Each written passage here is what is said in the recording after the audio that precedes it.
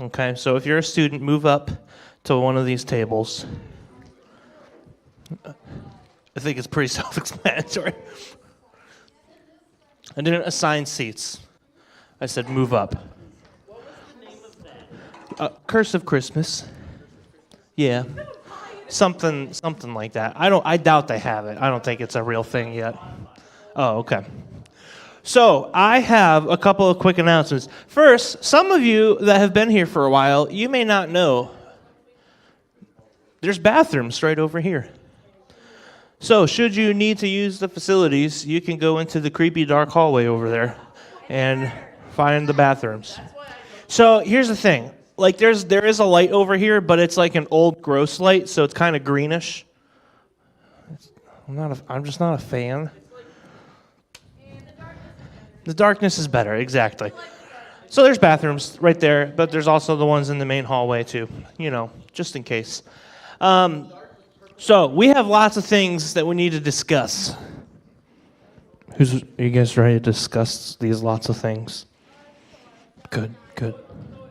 Everybody get ready. If you have glasses down, pull them down just a little bit so we can talk like this. Okay. I'm getting a little cross-eyed and a headache, so I'm going to stop now. Okay. So we've been doing a lot of fundraisers lately, as you know. Raise your hand if you sold pepperoni rolls. You did, yes. Your pepperoni rolls, if you ordered any, will be delivered in 3 to 5 weeks. So there you go. If anybody asks the people that bought them, tell them 3 to 5 weeks. So tell them maybe they'll have a Christmas present in the form of pepperoni rolls. It is, honestly. With all things considered, supply chain issues and stuff, that's not too bad. They say usually like orders less than 1,000, which ours was, they will wait until another order in the area comes in. So 3 to 5 weeks. We should have sold more than 1,000. You're right, we should have. People didn't buy it. It's like, I don't know. I can't do anything about that. If you need to do more fundraising, which everybody should want to do fundraising, it will build up your student account for things like camp and retreat, and obviously NYC, which is the big one. And so in the back of the table, back room on the table, the back table in the back of the room, there we go, there are sign-up sheets for Upwards. And we're doing Friday night and Saturday, right? Okay. So Upwards this year, if you don't know what Upwards is, it's Upwards basketball. It's basketball for the littles. They run up and down the court, and it's very fun to watch because they don't really know how to play basketball yet. You know what I'm saying? It's fun. It's fun, And so we are doing the concession stand again. So food, snacks, drinks, all that kind of fun stuff. And as you work, you build up money in your student account for such fun events that we do, okay? And since there's even more opportunity this year because there's, like I just said, there's Friday night games, which I think will only be 2 or 3 games on Friday night, and then the rest of the games all day Saturday from morning till late afternoon, okay? So if you're going to NYC, first of all, I highly recommend you take advantage of this and sign up for as many as possible. Even if you're not going to NYC, but you're like, ooh, I want to go to camp next year, I want to do retreat, I want to do blast, anything that you want to do that we do as a church, as a youth group, it's always wise to try to build up that student account a little bit. So I'd highly recommend sign up on that, do your thing. Yeah.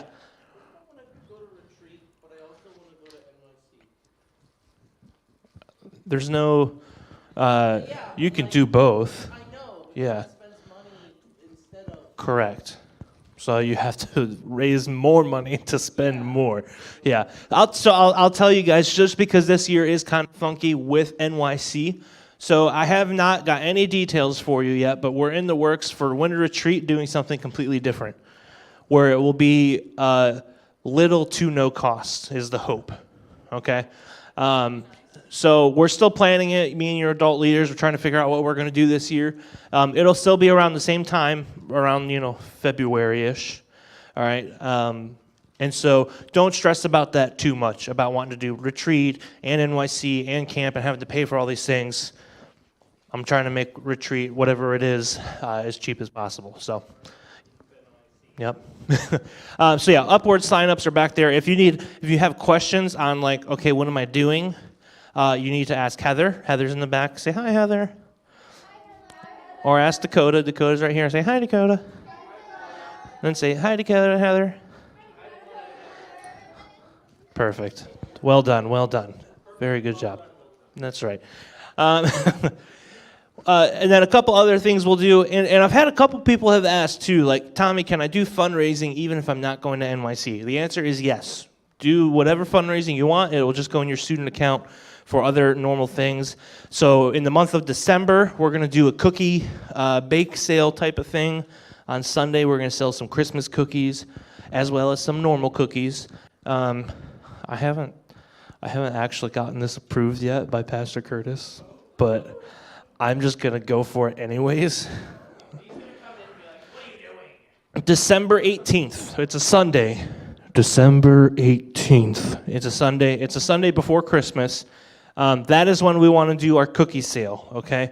So make sure if you're like, I want to be part of this. I can sell cookies really well. I got a cute little smile. I can be like, please buy some cookies, please, right?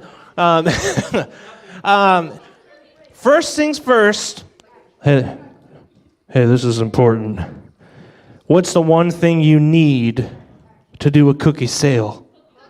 Cookies. So ask your parents to bake some cookies. Go buy some cookies. You can bake cookies. You can bake cookies yourself. There's perfect, yeah. If anybody needs, like, if you want anybody to test them first to make sure they're okay to sell, you can bring them to me. I'll help you out. I'll let you know, like, hey, yeah, these are pretty good. I think we could sell these. But these, you might want to make another batch, and I'll try them again later, right? See, this is what concerns me. This is why I said parents. Maybe your parents ought to do the cookie baking. Because, yeah, those brownies were pretty good, see? So brownies and cookies, honestly, you can do all of it.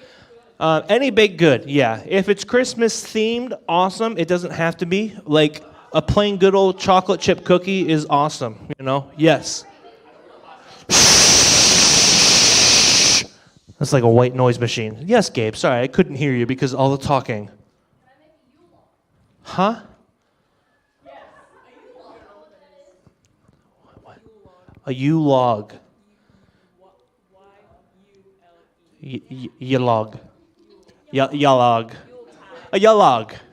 Sure, whatever a y-log is, you can make one. Why not? It's literally just a log.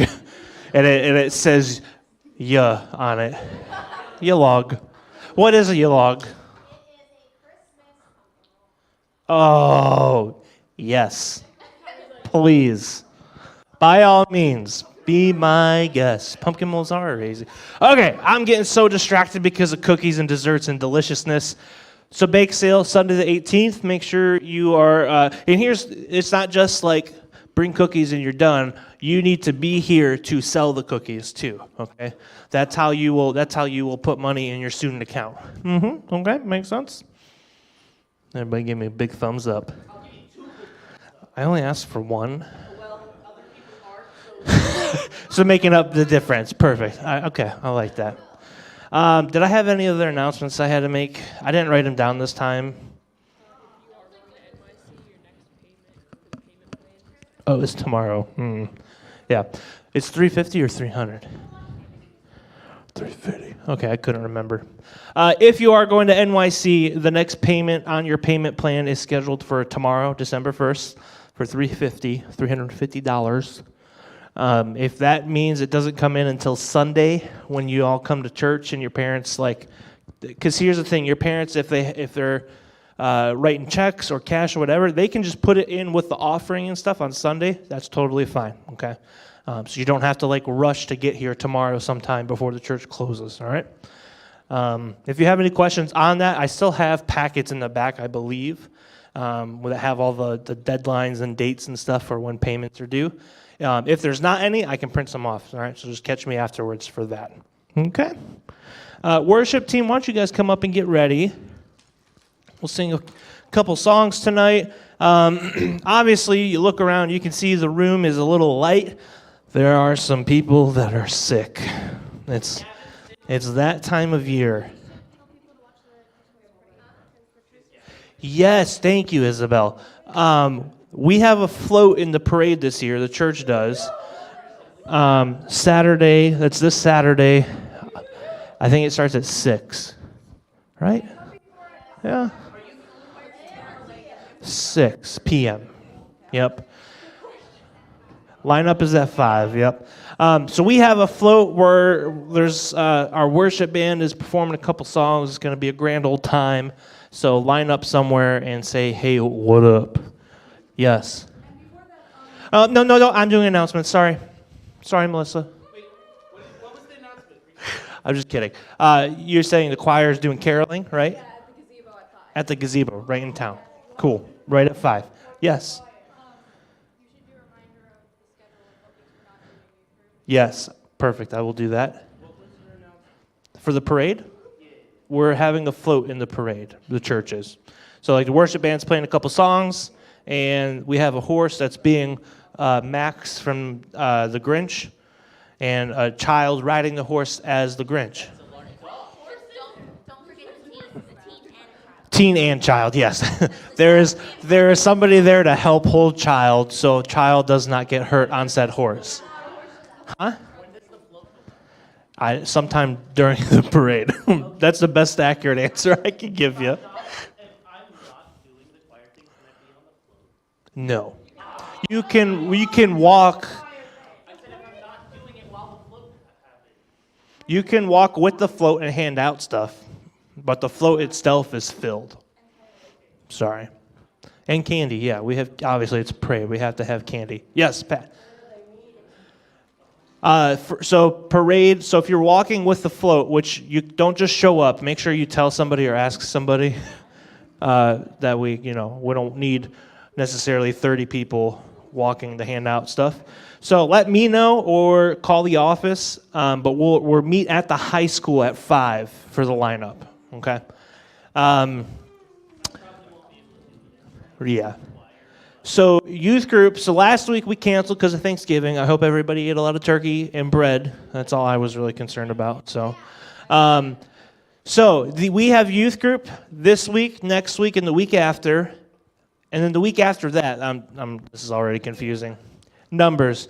So the 21st of December, we have our Christmas party. All right? So my recommendation, don't eat dinner before you come because we'll have food and snacks. Huh? What food have we had that you don't like? Okay, I have 2 options, so there will be food. In the most likely, it will be pizza and tacos. The normal kind. She's very picky. She doesn't like Domino's. We get pizza. Pizza's pizza. It's all delicious. All right. Before I get heated about pizza, because I'm passionate about it, we will have our pizza discussion later, because we will need to. We're going to have to throw down. But back to the calendar. December 21st. That's 3 weeks from today. Youth group party. The week after that, the 28th, which is the Wednesday between Christmas and New Year's, no youth group. Because I don't want to see you. Any of you. Just kidding. No, we're going to take off that week between Christmas and New Year's because that's just typical. People travel, the holidays. Carly and I won't even be in town probably. Yes, Gabe? I will see you Sunday, Christmas Day. Yeah, if you're looking for something to do Christmas morning after you wake up and open presents, we're still having church, y'all. 11 a.m. See you there. All right, I'm going to stop talking for a little bit. Let's stand up and let's worship.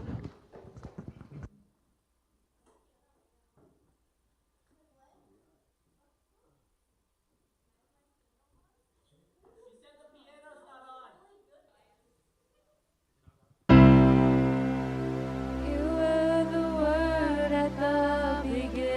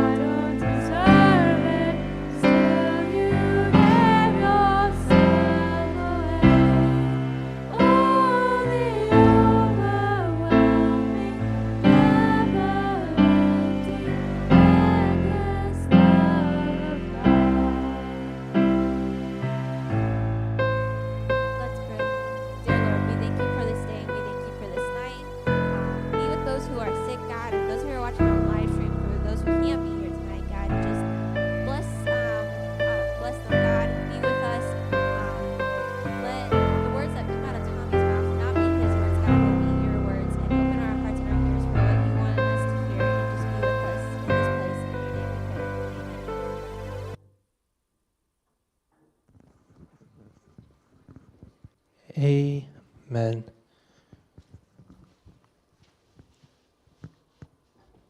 Tommy! Yeah!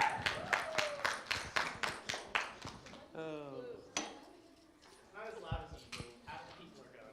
Yeah, that's okay. The entire Tommy fan club is gone, except for me. There's a Thomas fan club. They're apparently. Unofficial. Yeah, I made a joke, and then people just joined and have not stopped talking. It just sort of became its own thing one time. Yeah. Against my will. I'm sorry. Don't be sorry. It's okay. It's all right. It just is what it is.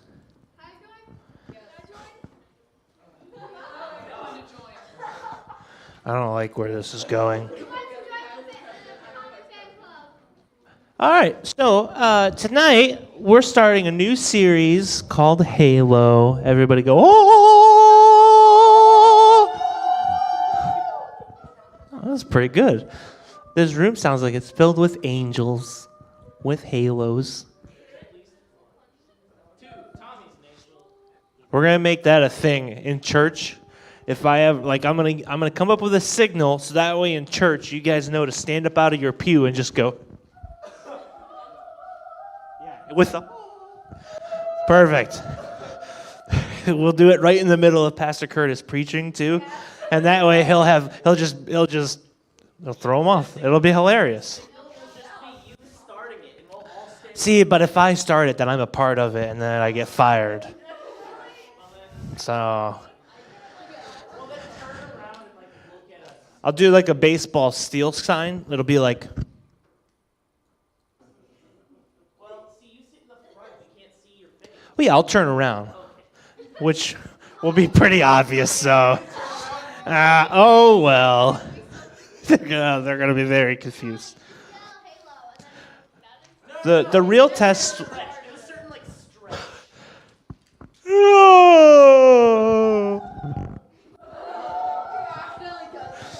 Yeah, stretch you do a halo over your head. Oh boy, we'll see where that goes. Okay, so like I said, we're starting a new series called Halo. Yep, lots of fun. And it's crazy that we're already starting our like this is our Christmas series, you guys. Like Thanksgiving has come and passed. It was here, believe me, it was. And tomorrow is December. Which means 2022 is almost over. Isn't that crazy? Like, can y'all believe that it's like, we're almost to 2023. Next year, I turn 30. Next year, I turn 17. I was born in 1993. Well, that's cool and all, you guys, but it's not as monumental as turning 30. I'm just kidding. I'm turning 30, yeah. Turning into an old man. Carly's birthday is March 4th, 1995. My dog is May 4th. Oh, May the 4th be with you. My birthday is August 26th. So there's still plenty of time for that to come around. So we're talking Christmas series, Christmas-themed everything for the next 3 to 4 weeks. So I want to start off with a little interaction, a little game here, okay? Not quite a game. But I'm going to give you guys some hints, okay? You're going to try to guess a certain like Christmas gift that I'm trying to describe without telling you what it is, right? Because like it's Christmas time. Who doesn't love a good Christmas gift, right? So here's how this is going to work. Like I said, I'm going to just give you some descriptive things about this gift. You're going to try to figure out what it is. And so I'll start with like one. You'll try to guess. And then I'll add another one on top of that. You'll try to guess again. And by the third time, the third hint that I give, if you don't guess it, then I get candy for myself. But if you guess it, I still get candy. So just kidding. Nobody gets candy unless you buy it. So, all right, here's the first one. Tommy, you did buy it. I didn't personally buy it. I went to the store and grabbed it and then ran out of the store. I'm just kidding. That'd be bad. And then I ran. All right, so first Christmas gift we're describing. To use this Christmas gift, it is super useful if you have thumbs. Nope.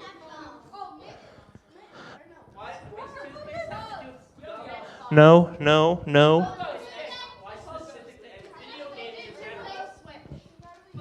No.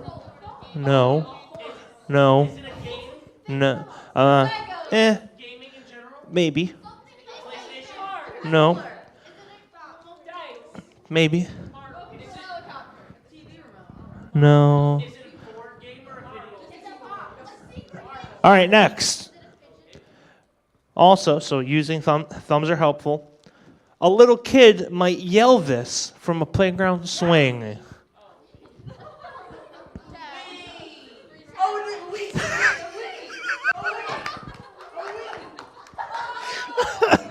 It is, in fact, a Wii. Kyle goes, Wii! Oh, a Wii! It's a Wii! Daddy! That was the most perfect thing I've ever seen.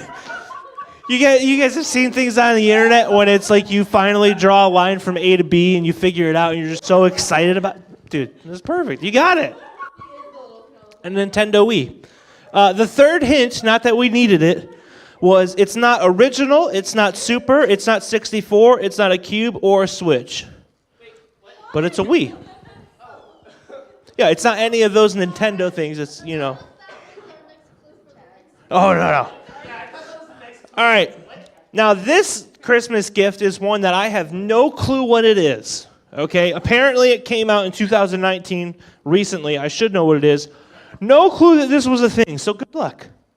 First, it has an annoying theme song. No. Huh? Baby Shark. Wow, I think that's it. Baby Shark puppets. No, specifically a Baby Shark puppet. Like, I didn't know that was a thing. Was that a thing?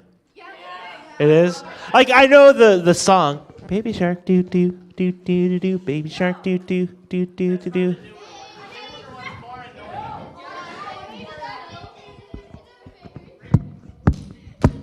Yeah. Sorry, different song. All right, well, there goes that one. On to the next one. This one I do know pretty well. Okay. This one is green, like these colors, and it moves. No. You hear me saying no, Audrey? That's to your answer. No. No. No. No. No. No. No. No. All right, pause. It's green and it moves. Second hint. It's a character from a popular streaming series.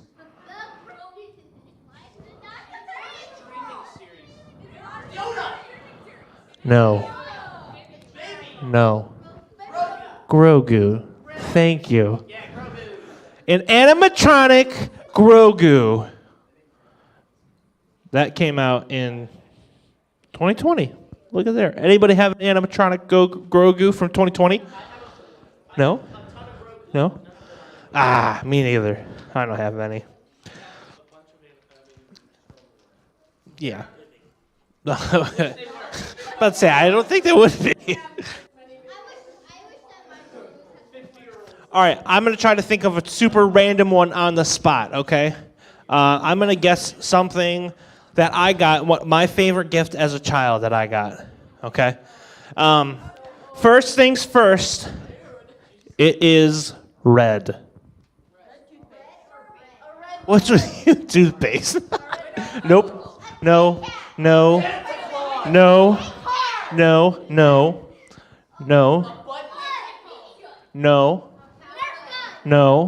No. All right, next clue. It's red and it is shaped like a box.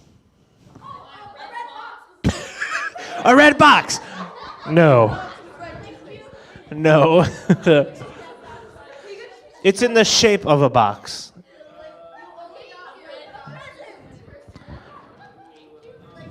No. No. No. No. Ooh, that's a good one, though. I wouldn't mind one of them. No. No. All right, it's red. It's in the shape of a box and has drawers. No. No. A toolbox. When I got this toolbox when I was like 12 years old because I was like, I want tools. And so my uncle bought me a toolbox, and it's the one in our garage now. It's lasted a long time. It never had toothpaste in it. I'm sorry. I'm so sorry. I know. Sad face. So, there you go. Tommy's favorite Christmas gift from his childhood. You're welcome. Happy you now know that. So, one of my other favorite things about Christmas, does anybody want to take a guess what one of my favorite things about Christmas is?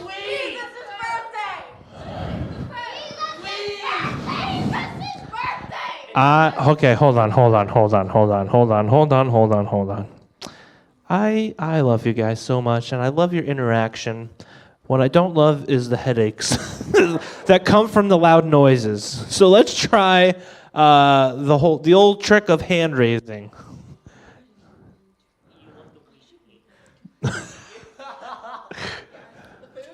The food? The birth of Jesus. I heard you say that too. Yep. Actually been found that he wasn't born on. Yeah, right.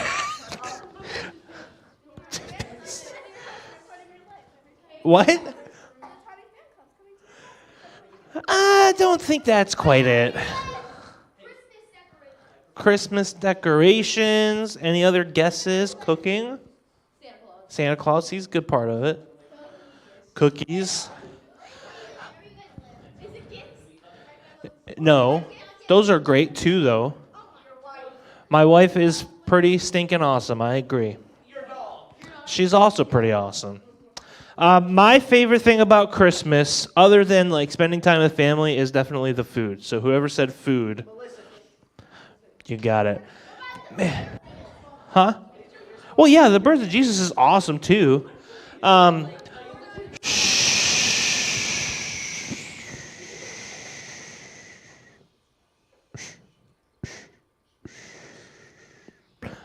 My favorite food on Christmas? Breakfast. Crepes. Oh my God. Okay, so let's do this real quick. Everybody, hand raising, no shouts. What's your favorite Christmas, specifically breakfast food? Ooh, okay. Nice. Cinnamon rolls. What are Christmas specific breakfast foods? Just the breakfast foods that you typically have on Christmas. They might not be Christmas specific, but you happen to also have them on Christmas. Eggs. I like it. How about, hear me out, Just like breakfast. pancakes Oh, you do? with whipped cream and Christmas sprinkles, That sounds really good. cinnamon French toast. Cinnamon French toast. I like bacon. It's not really considered a breakfast food, Okay. but I like having the leftovers from the big meal we had the night before. Everybody give a round of applause to Blair, please. Agreed. The leftovers. Fresh fruit. No food. Yeah. You don't like French toast? I'm sorry. But French toast is a good option. Gabe? Cereal. Yes. Pat, yeah. Oh, sausage, gravy, and biscuits. Gabe, another one. Oatmeal, my man. Okay. Terrific. So there's some pretty good, obviously there's really good like Christmas dinner foods too, But breakfast is just kind of special because it's breakfast and it's the best. Yeah. My favorite breakfast food is Santa Claus. Just good old Santa Claus. No, Santa shaped pancakes. Ah, see, there we go. Clarification. It's important.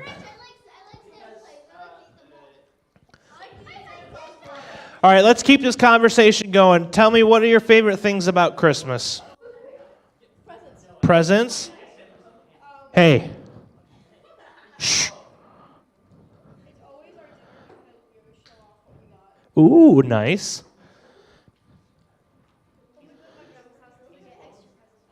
Oh, nice. Very good. Huh? Decorating the tree. Yep. Yep. Oh, yeah. How many of you get like a special present Christmas Eve? A lot of you guys do that? Nice. Yeah. Ooh, family baking day. I love it when Blair decides to bake food and share it because it's always delicious.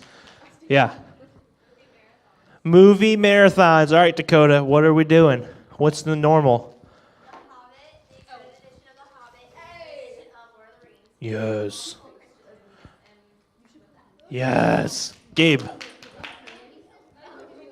Hold on, I can't hear you. Try again, but maybe louder. Ooh. Nice. Okay, yes. This just became a Christmas tradition, but my uncle being rude and us trying not to strangle him. Oh. Fun. Favorite things about Christmas? Every year, my mom prepares a scavenger hunt for us. And That's so fun. Oh, that's awesome. Brushing my teeth in the morning with toothpaste. This girl. Come on now. I get presents. I get things that I don't get. Yeah. I got a sword once.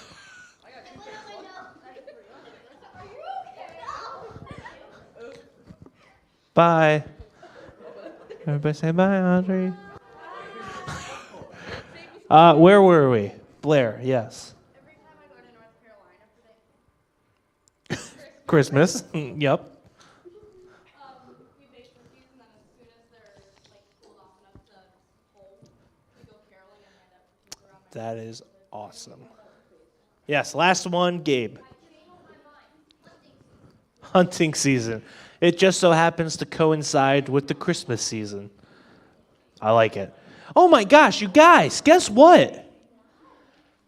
Guys, I went hunting again recently, and this time I was successful. I know. Yes, Gabe. Yeah, go ahead. 2 ducks, you know it. It was a grand old time. You guys, we weren't here, and so we didn't get to this. You gotta love. Oh, gee. What is going on over there? All the way to the right. There you go. Yep. All right. Perfect. Okay. All right. We're gonna move on away from all of the randomness that we have. Oh, so sorry. Yeah, we can talk about more Christmas stuff in a little bit. Don't you worry. Now, I asked specifically like favorite things about Christmas so that I can bring the hammer down and tell you about all the terrible things about. I'm just kidding. Wouldn't that be so sad? We make everybody so happy. Favorite things about Christmas. And then I just smash it. All the bad things. Now, I'll be honest. I love Christmas. It's great. We get to see family. And the concept of it, in my mind, is always awesome. But then when I actually have to do it, it kind of is a drag. Okay? And you might be like, whoa, Tommy, how could you say such a thing? Let me explain, okay? So I've told you guys before, I grew up in a divorced house, right? And so Christmas has always been like the most long day of the year, okay? So maybe I should have you tell this story. Never mind. So the first year that Carly and I were married, we just celebrated our anniversary this past weekend. And so the first year that we were married, we were like, who do we do this holiday with? Who do we do that holiday with? We decided, hey, we'll just hit all the families, and for all the holidays, we'll split them up and it'll be great.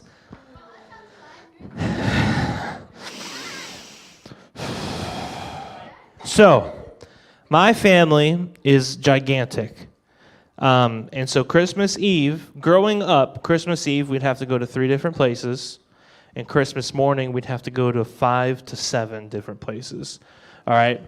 And so as a kid, you're like, this is stupid, traveling is stupid, but all the gifts are kind of sweet. And so it's like a kind of deal, right? As an adult who's now turning 30, I just want to go to bed. And I don't want to drive anywhere. I don't want to travel. I don't want to do nothing.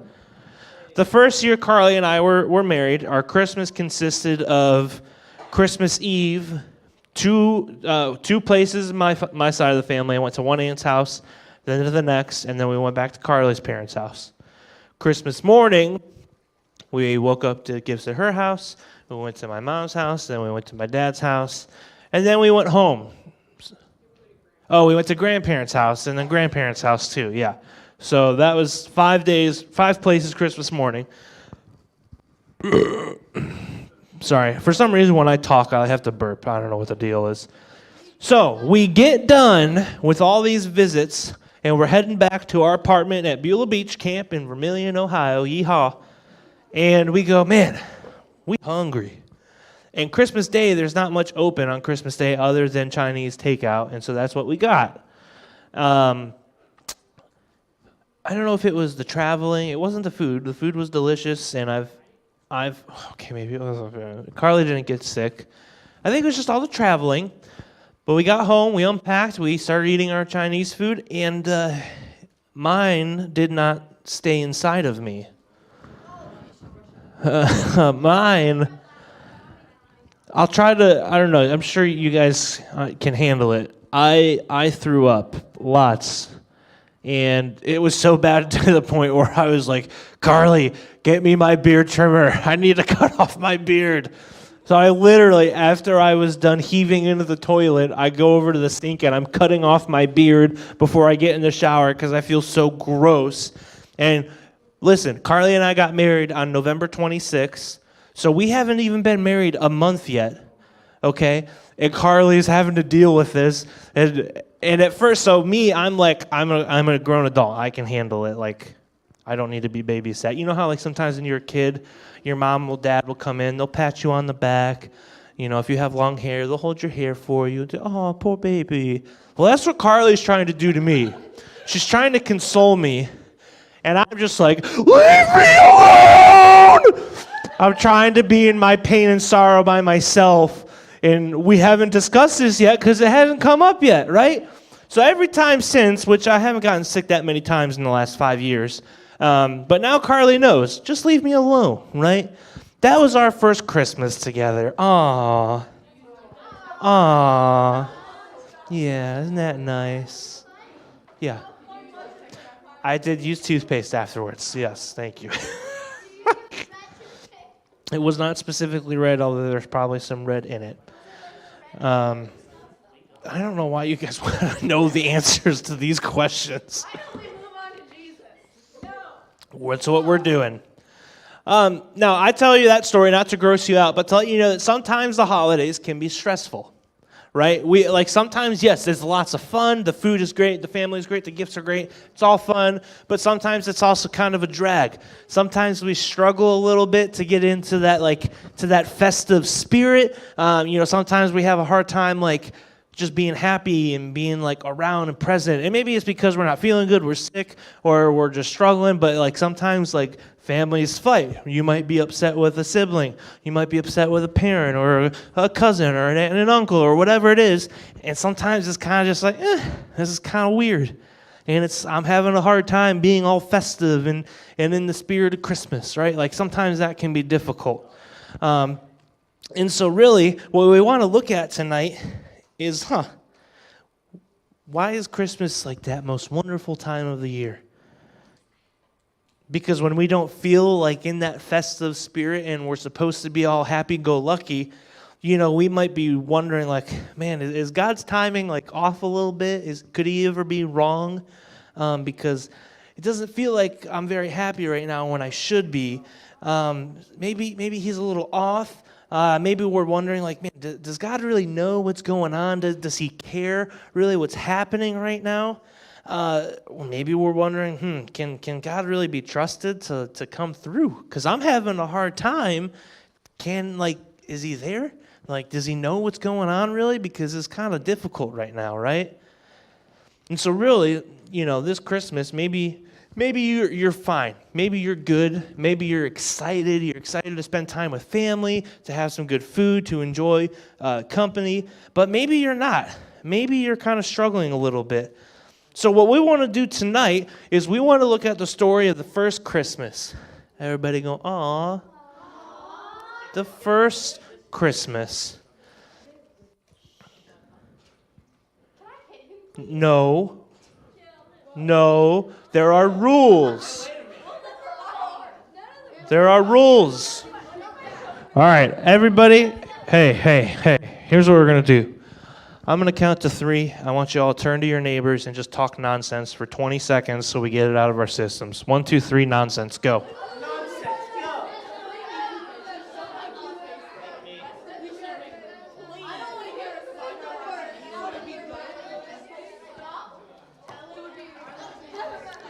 All right.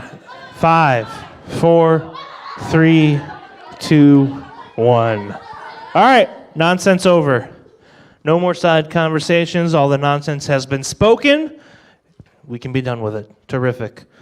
So we're looking at Christmas. All right. The next few weeks, we're going to be exploring 4 different stories from the Bible itself that have to do with the very first Christmas. And guess what? They all are going to involve angels. Aww. Now, that's not nonsense. That's our thing now, okay? So, angels are pretty common around Christmas, right? Where do you usually see angels around Christmas? On top of your Christmas tree, yep. Anywhere else? Outside of churches, some churches have like those things Yeah. all set up, and it's like the birth of Jesus Nativity scenes. happened that day. That's right. Nativity scenes, yeah. Like the angel that you can plug into like the wall and it just stands on like a table. Yeah, definitely. Yeah. Yes, light up ones on your porch. In the Bible. And the movie Star. In the movie Star. And it's Mary. Oh, cool. On tombstones. I forget what they're called, but Advent calendars. Advent calendars, yeah. The Christmas lights, yep, definitely. Now, angels are everywhere around Christmas, and they look all pretty, right, when they're, on top of your tree or in Christmas lights and stuff. But I have something to tell you. That's not exactly what angels look like all the time. You might be like, huh? So here's what we're going to do. I have a short little video that I'm going to show you. So it's going to kind of help give us some context to what angels are, what they do, what their purpose is. Because sometimes we can get kind of confused and we kind of need to know before we continue talking about angels what exactly angels are. So let's go ahead, turn our attention to the screen. We're going to watch this short video. Now let's talk about angels. I'm way more familiar with them, human-like figures with feathery wings. No, wait, stop. Angels in the Bible don't have wings. What? No wings? No angel wings. In fact, angels are often mistaken for people because they look like us, just a bit more impressive. But the cherubim have wings. Yeah, and the angels are different because they have a different purpose. Okay, which is... Well, humans can't just march into God's realm, so God will reach out to us, and he often does so through these spiritual ambassadors. So angels are like spiritual messengers. Yeah, in fact, that's what the word angel means, a messenger. Right, this happens a lot in the Bible, like the angel who tells Mary she's pregnant with Jesus. Yeah, and then the other main role of angels is to perform missions on God's behalf. Sometimes they rescue people from danger, like when Peter is released from prison. And there's some really cool angels, like Michael and Gabriel. Yeah, the name Gabriel means God is my power, and Michael means who is like God. But also notice, these names point to God, not to the angels. Like humans, the angels are images of God's presence and power. But still, how cool would it be to meet an angel? Yeah, and maybe you will, and maybe you already have. But no one in the Bible is ever encouraged to go looking for angels. And when angels do show up, people are usually puzzled or freaked out. So, angels are really awesome, but they play a supporting role in the Bible. Yes, because God's ultimate purpose is to bring humans back into his presence in a reunited heaven and earth. And in the meantime, he uses angels to guide and to serve his people.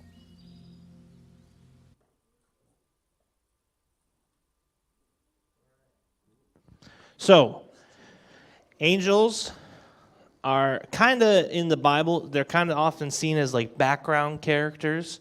But what we're going to look at here is how important and vital they are to the birth of Jesus. Yeah. Angels don't have like a specific like way they look. They can look like anything. They look like humans because they're look like if you were to see God, you would die. Angels are the same way, but they can change so you can see them. Interesting. So, over and over again, the days and months surrounding Jesus' birth, angels are like super present, right? And in the story of Jesus' birth, we're gonna see that. They're present, they appear, and they always have important messages to deliver. So we're going to look here in Luke chapter 1. So if you have a Bible, open up to Luke chapter 1. If you need one, go ahead and grab one out of the back on the shelf. Luke chapter 1. What we're going to be looking at here is this priest named Zechariah, and he's going to get this incredible message from an angel. And after years and years of trying to have a baby, he and his wife Elizabeth are finally going to have a child. And so that's what we're looking at here in Luke chapter 1. Luke chapter 1, and we will start in verse 8. The angel here is going to try to tell them that their child is going to play a super important role in announcing the coming of Jesus. But after a lot of years of disappointment, Zechariah is having a hard time believing that it could be true. So as we read this story, as you listen to it, as you follow along, I want you to imagine what it might be like to be Zechariah, a guy who's committed his whole entire life to obeying God, but was still waiting for God to give him this child that he so desperately wanted. Luke chapter 1, starting in verse 8. And it'll be on the screen as well. One day, Zechariah was serving God in the temple, for his order was on duty that week. As was the custom of the priests, he was chosen by lot to enter the sanctuary of the Lord and burn incense. While the incense was being burned, a great crowd stood outside praying. While Zechariah was in the sanctuary, an angel of the Lord appeared to him. Standing to the right of the incense altar, Zechariah was shaken and overwhelmed with fear when he saw him. But the angel said, "Don't be afraid, Zechariah. God has heard your prayer. Your wife Elizabeth will give you a son, and you are to name him John. You will have great joy and gladness, and many will rejoice at his birth, for he will be great in the eyes of the Lord. He must never touch wine or other alcoholic drinks. He will be filled with the Holy Spirit even before his birth. He will turn many Israelites to the Lord, their God. He will be a man with the spirit and power of Elijah. He will prepare the people for the coming of the Lord. He will turn the hearts of the fathers to their children, and he will cause those who are rebellious to accept the wisdom of the godly." Zechariah said to the angel, "How can I be sure this will happen? I'm an old man now, and my wife is also well along in years." And that's the nice way of saying she was also old. Verse 19, then the angel said, "I am Gabriel. I stand in the very presence of God. It was he who sent me to bring you this good news. But now, since you didn't believe what I said, you will be silent and unable to speak until the child is born. For my words will certainly be fulfilled at the proper time." Meanwhile, the people were waiting for Zechariah to come out of the sanctuary, wondering why he was taking so long. When he finally did come out, he couldn't speak to them. Then they realized from his gestures and his silence he must have seen a vision in the sanctuary. When Zechariah's week of service in the temple was over, he returned home. Soon afterward, his wife, Elizabeth, became pregnant and went into seclusion for 5 months. Wow. 5 months of seclusion. Seclusion, they went in hiding. They went to be by themselves for 5 months. So here's kind of what's going on, right? So at first we see that Zechariah was chosen to be working here at the temple at this time, chosen by lots, okay? And kind of what that relates to us, it would be like drawing straws. You ever draw straws with somebody? Or I don't know what else it is, but like you draw the short straw, then you're chosen to do this task or whatever it is. That's kind of what happened here as they prepared and did lots. Zechariah was drawn, and he did his due diligence and worked the temple. Because remember, he's a priest too. He's a man of God. He is working, and he's doing all these things, right?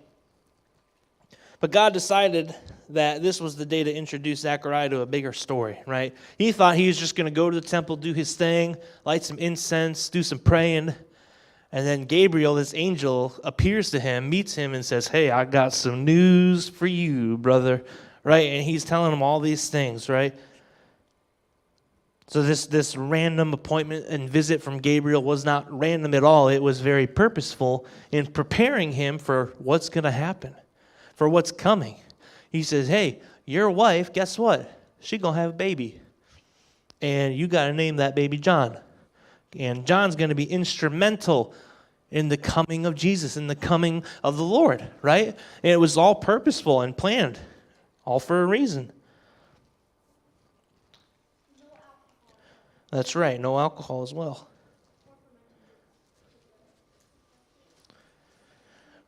It may have seemed a little too good to be true, though, for Zechariah and Elizabeth. Not having a child of their own was difficult. In those days, if women couldn't get pregnant, they often wondered if they had done something wrong to deserve God's punishment, which is kind of messed up if you think about it. This might seem strange to us today because it kind of is. That's not kind of our vein of thought about it anymore. But in that time and culture, men and women both sometimes had their characters questioned when they couldn't get pregnant. I mean, you kind of think about that in societal, right? Like you kind of walk around a couple that's been together for a while, they couldn't have kids, and society might look at you and be like, "Man, what did y'all do that you can't have kids? Like, God, he must not be happy with you. You must have done something messed up," right? So they're kind of struggling having to go through all that.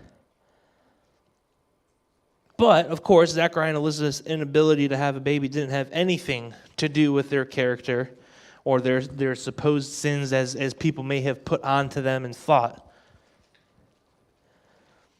By the time that the angel told Zechariah they'd finally have a baby, it seemed like God's timing was too late. Like Zechariah said, he was old and his wife Elizabeth was well along in her years, right? They're kind of thinking, it's a little too late. Can we even handle this now? The angel promised them, though, that their child is playing a super important role in announcing Jesus, in being a part of the coming of the Lord, right? So it's like, hey, if this is going to happen, no matter what, you better get ready.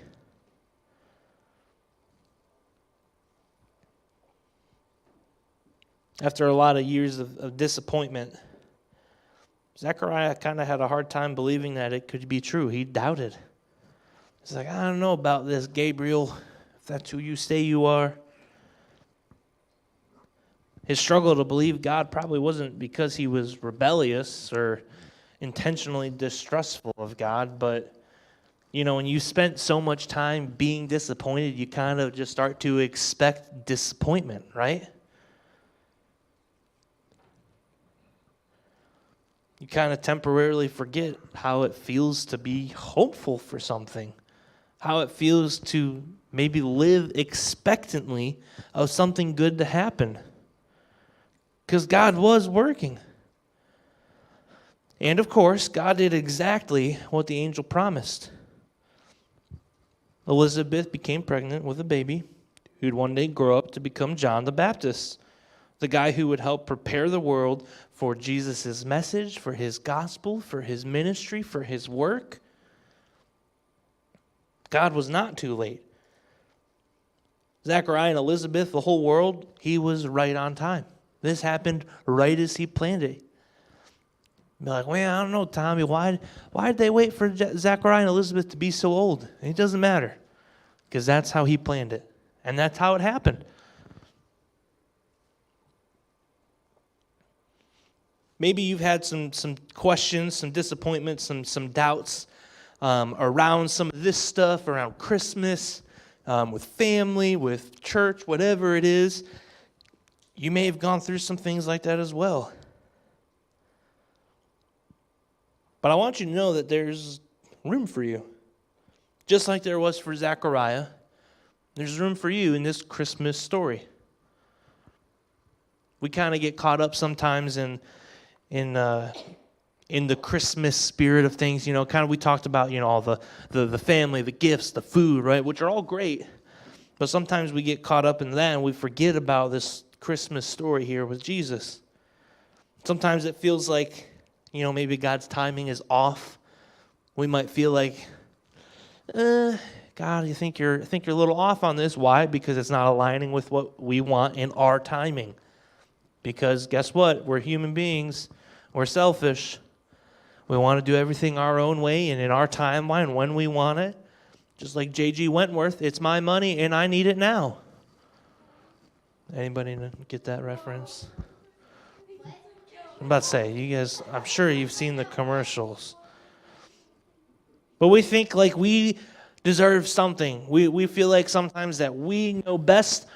Our timing is perfect. Everything has to align with what we want and when we want it. Right? And that's just not true. We might feel like, just like Zechariah, that's a little too late. But I hope you'll hang on to this Christmas. This is Proverbs 3, 5, and 6. It'll be up on the screen as well. I'm sure you've heard this before. But it says, trust in the Lord with all your heart. Don't depend on your own understanding. Seek his will in all you do, and he will show you which path to take. Verse 5, the first half of that, trust in the Lord with all your heart. Don't depend on your own understanding. I think too often we try to depend completely on our own understanding. We try to depend completely on what we think we know, what we think we want, well, I guess what we know we want, what we think we need, and that's where we try to dig down, and that's why things always blow up and don't work out. It's because we're trying to do it ourselves. And we need to remember to not depend on our own understanding, to not lean on our own understanding, but to trust the Lord with all our heart.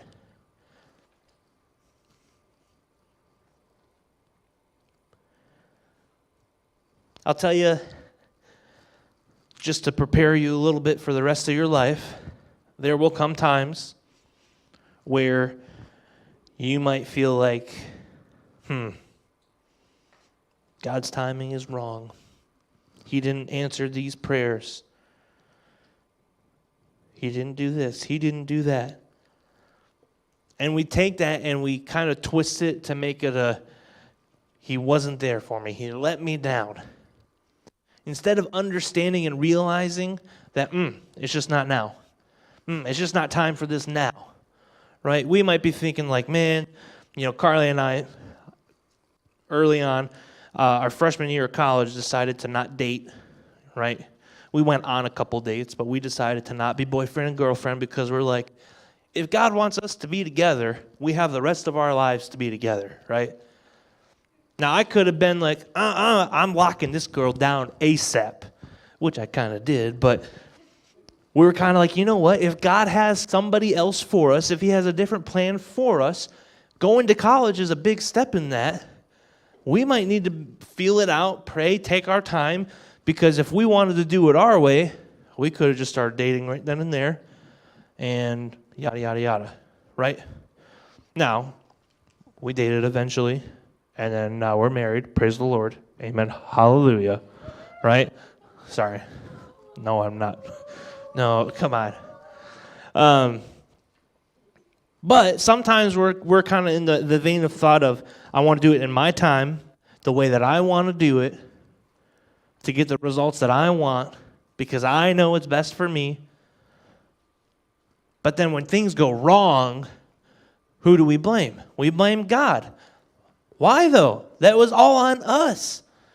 We thought, man, I can do this better, and then it doesn't work out, and we go, God, why'd you let that happen? And he's looking down. He doesn't actually talk like this. Like, you idiot, what do you think happened? You try to do it yourself. I don't know that, but I'm just assuming because he loves us, he wouldn't call us an idiot. All right, moving on. Stop. Moving on. We need to understand that just because our prayers aren't answered immediately or as often as we want them to be, that he doesn't understand them and doesn't hear them, because it's not true. We need to be confident in our own understanding of God, that he understands. Sometimes we get caught up in just wanting our own understanding to be our own understanding. And instead of going, God, I'm going to trust you in this situation. Whatever happens, God, I'm going to trust that your will is going to be done, that in your timing, this will happen, that in your timing, this will work out. And if it doesn't, I'll trust that there's something else for me. I'll trust that there is something else that you want for me. Because the moment something goes not our way, the moment something happens to us that we don't want, we would just automatically jump to the conclusion, oh, he wasn't there for me. He doesn't care about me. How selfish is that? Because we don't get our way, we throw a temper tantrum spiritually. Isn't that kind of silly? Because we don't get our way, we blame God. We throw a spiritual temper tantrum. I'm going to start that as a hashtag. Hashtag spiritual temper tantrum. Because it's true.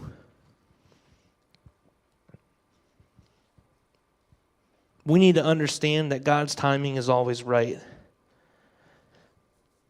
Sometimes that's a tough pill to swallow, because God's correct, right timing to us in the moment might feel like absolute chaos has ensued, right?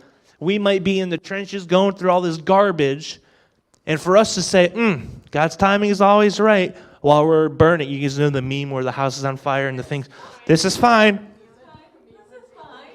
It's hard in that time to be like, God's timing is always right, because this is fine. While the house is burning on top of us, right? But what we need to understand, God's timing is still right. You guys remember in the book of James, James says, what about trials and tribulations? What's he say? Count them all joy. Count it joy when you face trials and tribulations of various kinds, right? Count it joy. So in those difficult times, I'm not saying you got to be, this is fine. The house is on fire, but all things are great. Yay, us. No, because here's the thing.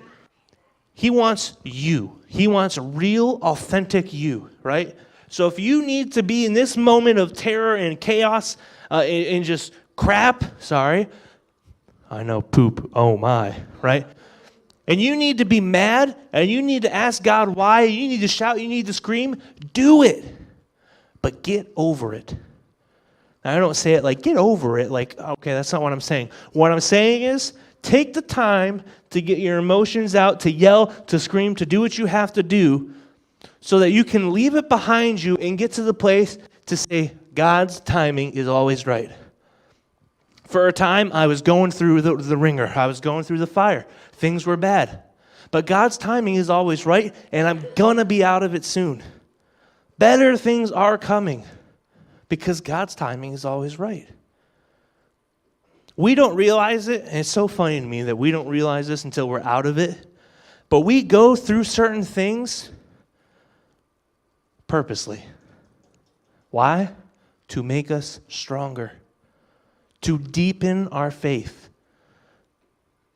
You may be like, well, Tommy, that seems like a silly way to do that. You're right, it is kind of silly, but guess what? It works. It works. Because through your life experiences, through your own trials, through your own tribulations, you now have experience, and you can use that to help somebody else who is going to go through it, who is going through it, who has went through it, who still needs healing from it. You have that experience now. You can now be helpful in that. Why? Because God's timing is always right. We forget that sometimes.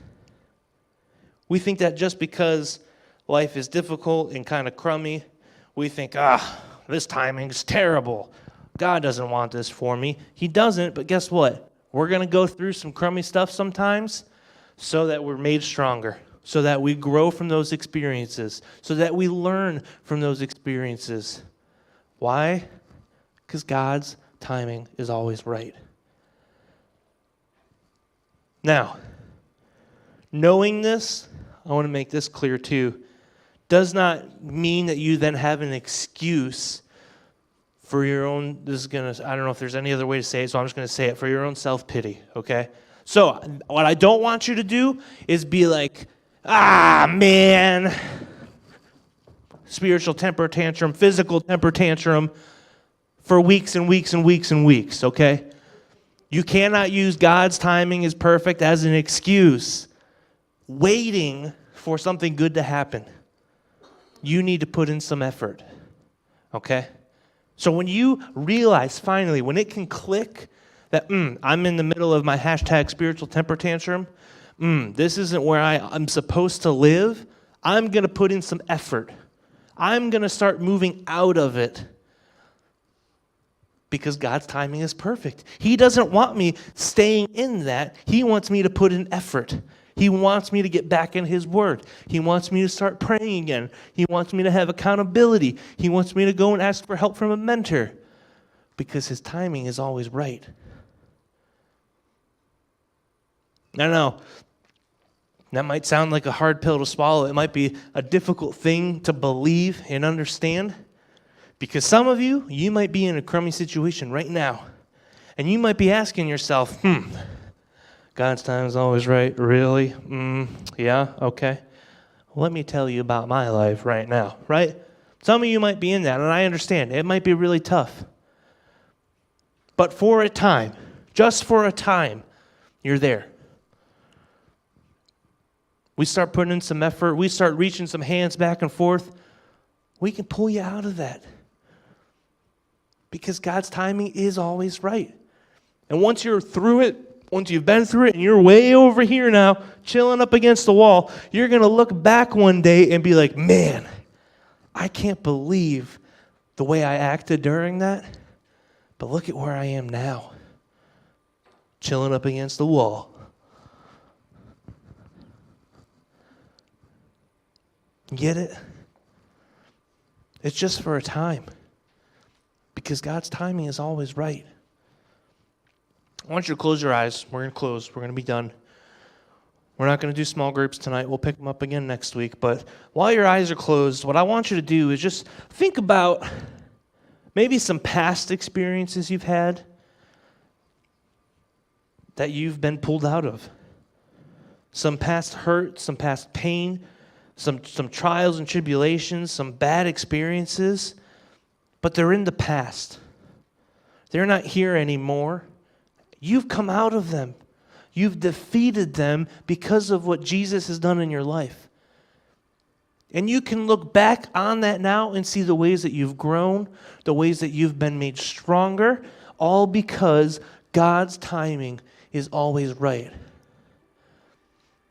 I want you to know that going forward, if you're in the midst of one of those situations again now, you're going to be able to have the same experience.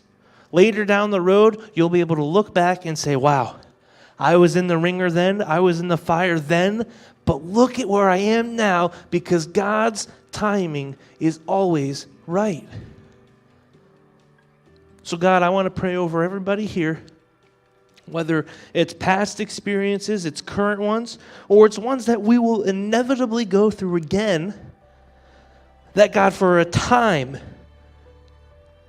just for a time, it's not forever, but for a time, While we're in those trials, those tribulations, those tough times, the hurt, the pain, the ugly, whatever it is, that God, even in that, you'd be with us. For some of us, maybe it's a quicker way out. Some of us, it may be a little slower.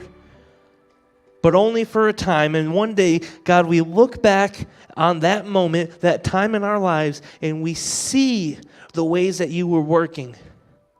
God, we see the ways that you were making us stronger, the ways you were challenging us, the ways you were growing us. And we look back and we just laugh and say, man, God's timing is always right. Lord, be with us these next few weeks, this upcoming Christmas season. Be with us and our families and the time that we're going to spend together. Lord, and be with us in the next few weeks as we continue to look at the Christmas story, as we learn to love you better. We pray these things in Jesus' name. Amen. Amen. All right, well, you are dismissed. I hope you have a great rest of your week. And I look forward to celebrating the month of December with you all.